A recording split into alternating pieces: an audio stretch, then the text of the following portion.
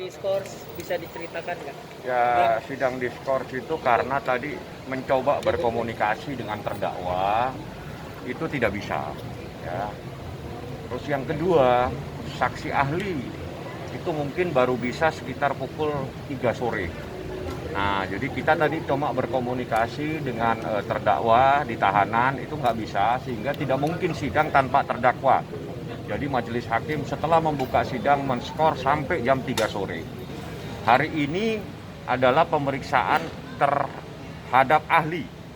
Jadi ahli nanti yang akan menjelaskan tentang permasalahan ini seperti apa. Nah, saya juga meminta supaya dokter yang membuat visum dihadirkan.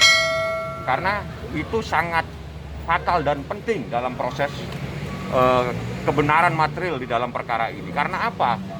Di dalam visum itu sendiri ada beberapa hal yang tidak sinkron dengan keterangan saksi, dan itu sangat penting buat saya, termasuk juga buat Gaga Muhammad, karena dia yang mengalami dan dia juga nanti akan menjelaskan seperti apa. Bang, artinya yang saksi hari ini belum dokter yang abang minta? Belum.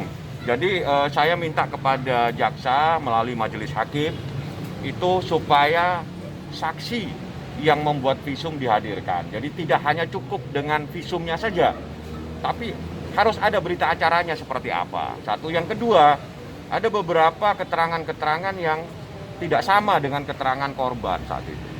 Makanya kami butuhkan supaya dokter ini dihadirkan. Nah, setelah itu proses selanjutnya itu adalah menghadirkan saksi yang meringankan. Nah, saksi yang meringankan itu diajukan oleh Gaga melalui saya sebagai kuasa hukumnya. Saya mungkin akan mengajukan minimal itu 2, bisa 3 dan atau 4 saksi yang meringankan. Nanti semuanya akan terungkap seperti apa ini perkara.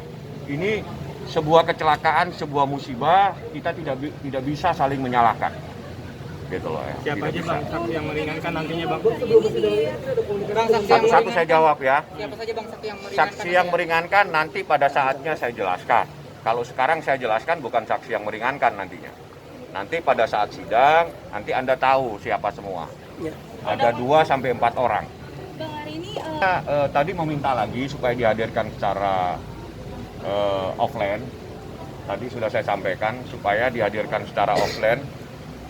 Tapi majelis belum tahu apakah nanti diputuskan.